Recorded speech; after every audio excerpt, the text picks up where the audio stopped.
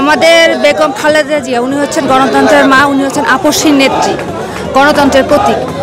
তো উনাকে যখন ফ্যাসিস্ট সরকার ছিল, বিগত ফ্যাসিস্ট সরকার, ওনারা চেয়েছিল ওনাকে আস্তে আস্তে নিঃশেষ করে দিতে, কিন্তু আল্লাহর অশেষ রহমতে এবং মানুষের দোয়ায় উনি আমাদের মাঝে আবার ফিরে আসছেন।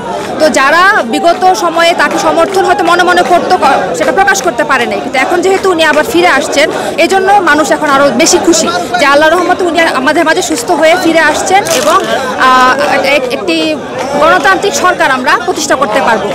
যে আমি ময়মনসিংহ মহানগর থেকে এসেছি, এই গরমের মধ্যে এসেছি আমরা, আমাদের মা অনেক সুস্থ হয়ে এসেছেন, আমরা আলহামদুলিল্লাহ আমরা অনেক খুশি, আমরা অনেক আনন্দিত। আমরা ময়মনসিংহ মহানগর মহিলা দলের পক্ষ থেকে ওনাকে স্বাগত জানাতে এসেছি।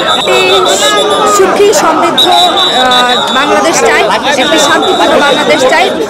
জনাব তারেক রহমানের যে 31 দফাটি রয়েছে, সেই 31 দফা অনুযায়ী ইনশাল্লাহ উনিও আসবেন। বর্তমানে আমাদের গণতন্ত্রের মা এসেছেন, ইনশাল্লাহ ভারপ্রাপ্ত চেয়ারম্যান জনাব তারেক রহমান উনিও খুব শীঘ্রই বাংলাদেশে আসবেন। আমরা সবাই ওনার অপেক্ষায় আছি। ওনার আসার যে ফিল্ডটা হবে, ওনার আসার ফিল্ডটা আমার যতটুকু মনে হয় আরও বেশি হবে।